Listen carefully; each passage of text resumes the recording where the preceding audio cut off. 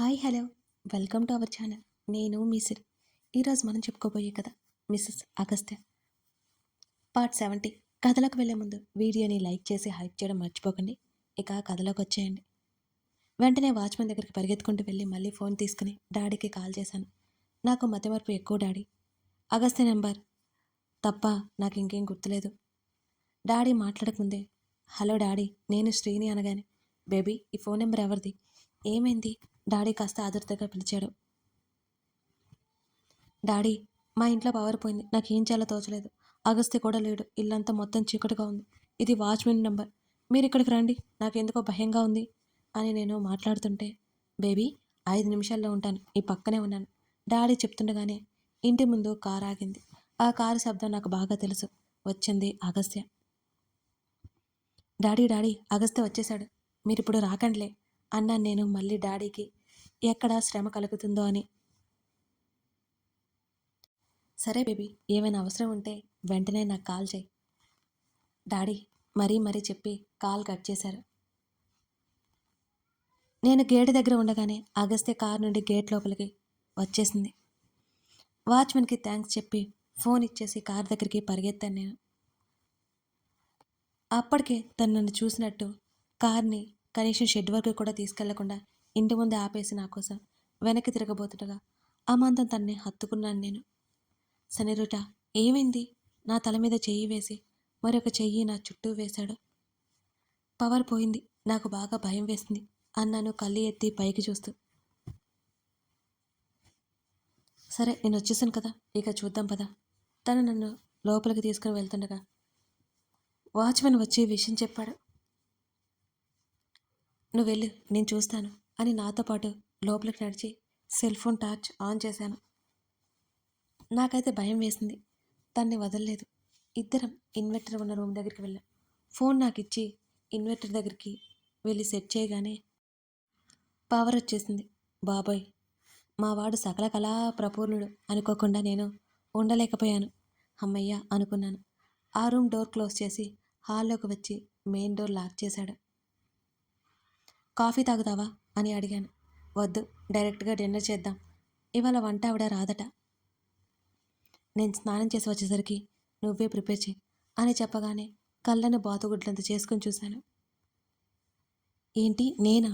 అవును నువ్వే, నీకు వచ్చింది ఏదో ఒకటి ట్రై చేయి, ఈలోపు నేను స్నానం చేసి వస్తాను అని చెప్పి పూర్తిగా చక్కగా మెట్లెక్కి వెళ్ళిపోయాడు. బిక్కమొహం వేసి వెళ్తున్నా తన వైపు చూశాను నేను.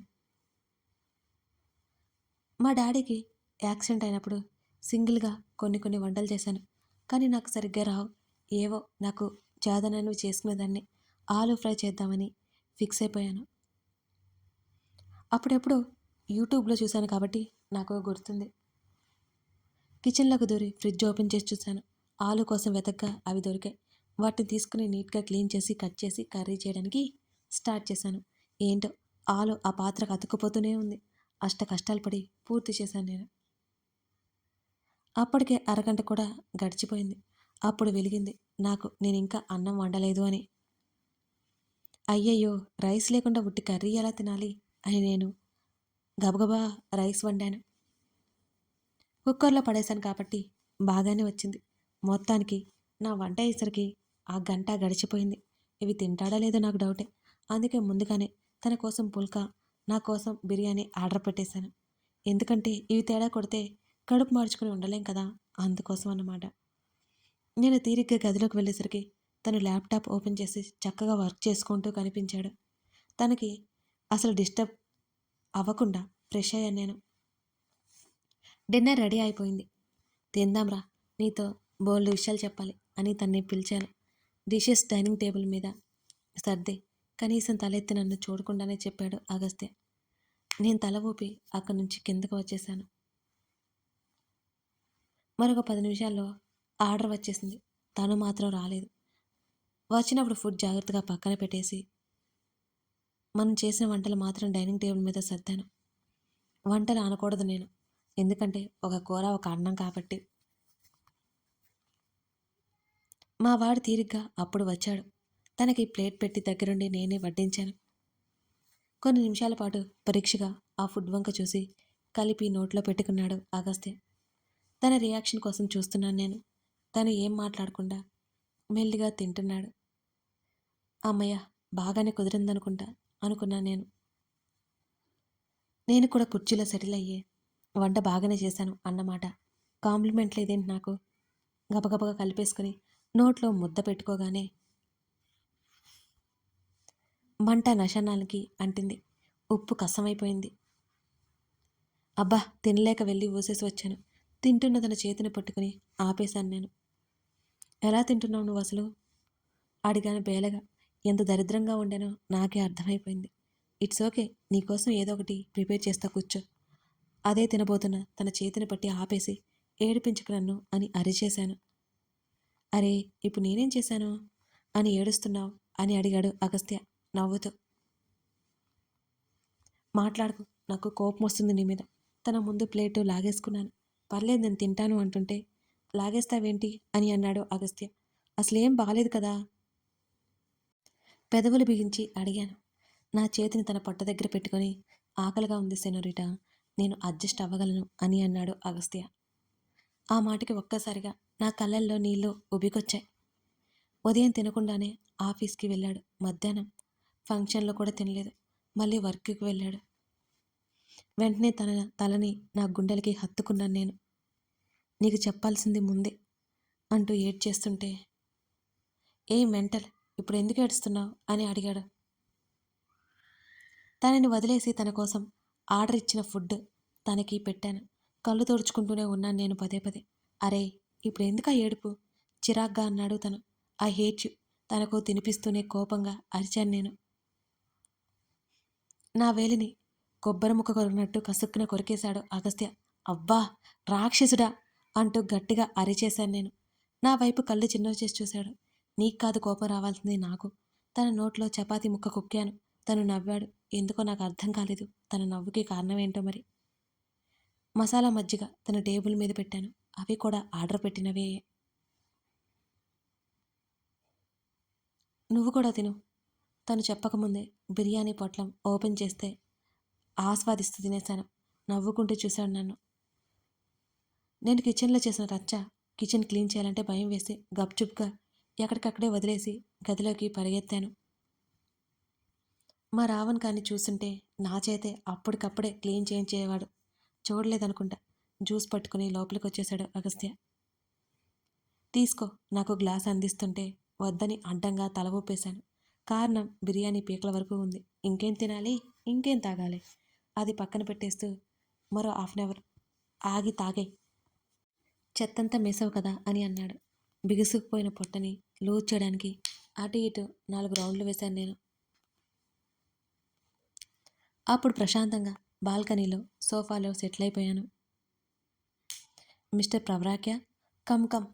నా కేకలకి తప్పక బాల్కనీలోకి వచ్చాడు. ఏంటి అని చూపులతోనే అడిగాడు. తన రైలింగ్కి ఆనుకుని నాకు ఎదురుగా నిలబడ్డాడు. నేను సోఫా ఎక్కి మరీ తనకి ఎదురుగా నిలబడ్డాను. నేను హైట్ తక్కువని ప్రూవ్ చేస్తున్నావా? కూర్చోవచ్చు కదా నువ్వు అంటుంటే కళ్ళు చిన్నవి చేసి చూశాడు నా వంక. ఇప్పుడు నేను కూడా నీలానే హైట్.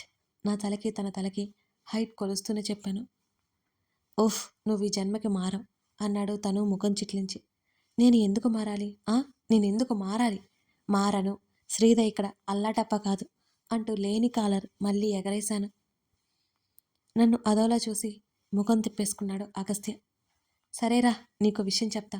తన చేతిని పట్టుకుని గట్టిగా లాగినా సరే కదల్లేదు ఆ బండరాముడు. ఇదిగో, నువ్విలా నన్ను ఇన్సల్ట్ చేశావంటే నేను అలుగుతాను. తన వైపు గుర్రుగా చూశాను, పెదవులు బిగించి మరి. నిట్టూరుస్తూ నా దగ్గరికి రాగానే తన మెడ చుట్టూ చేతులు వేసి, ఇప్పుడు నేను చెప్పబోయే న్యూస్ విన్నావంటే షాక్ అవుతావు నువ్వు. తన చెవి దగ్గరికి వచ్చి గుసగుసగా చెప్పాను. నాకు రామ్ కాల్ చేశాడు అంటూ తన ముఖంలోకి చూశాను.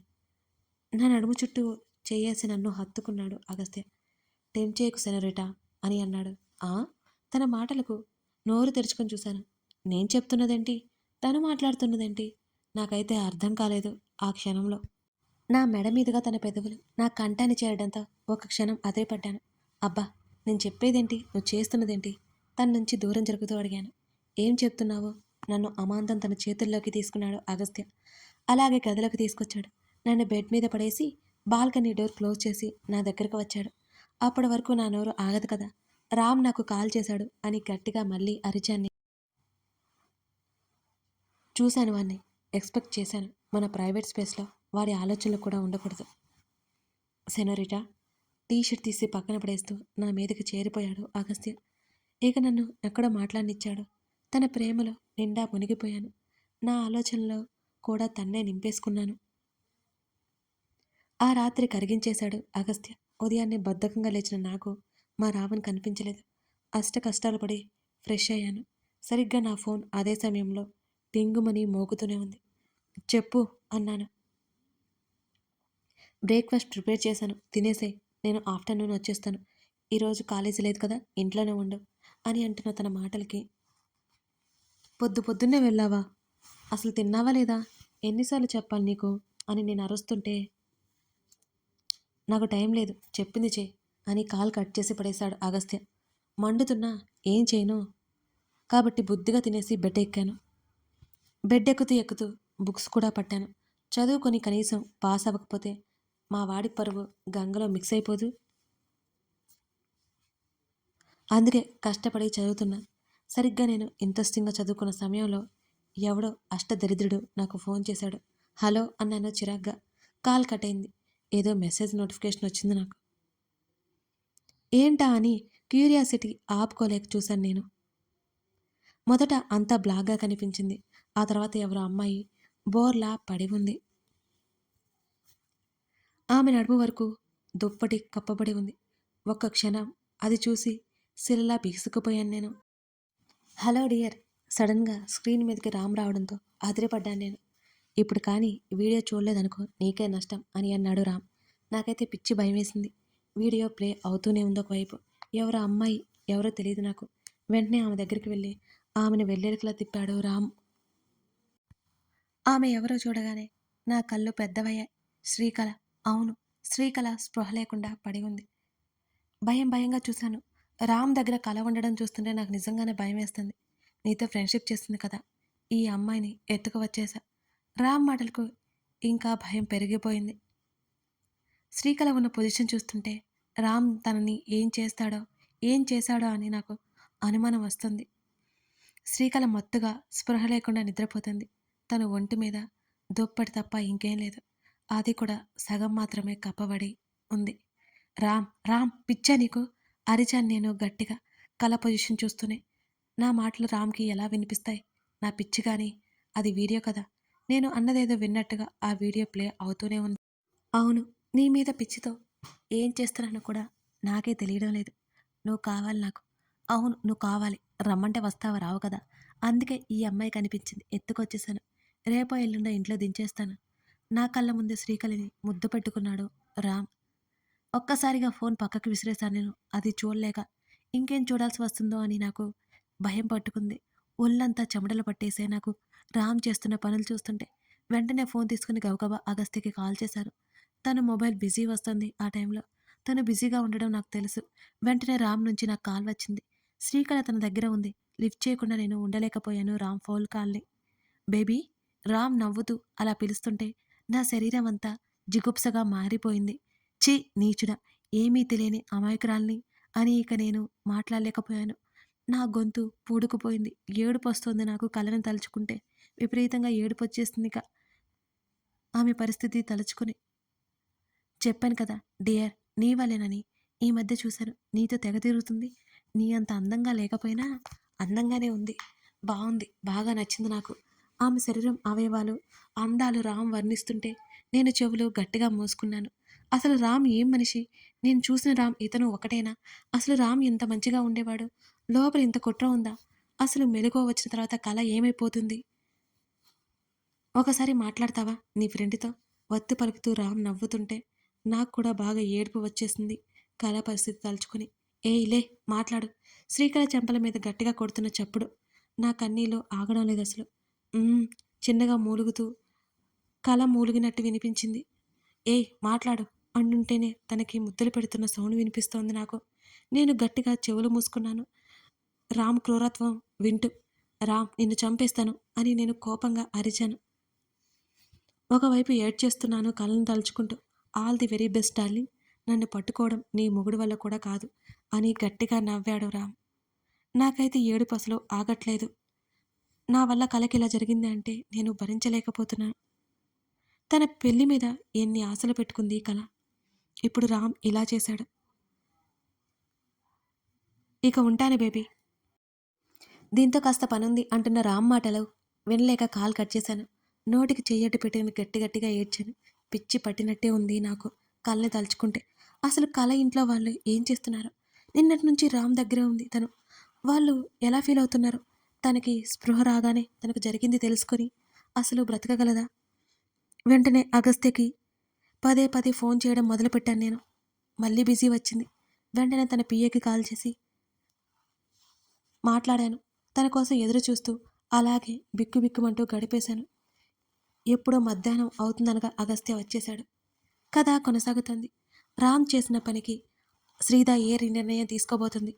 అగస్త్య రాముని పట్టుకోబోతాడా? రామ్ అసలు ఆలోచన ఏంటి? ఇవన్నీ తెలియాలి అంటే ఈ కథను మీరు చూడాల్సిందే. కథ నచ్చితే లైక్ చేసి కామెంట్ చేయడం మర్చిపోకండి friends. Thank you for watching this video.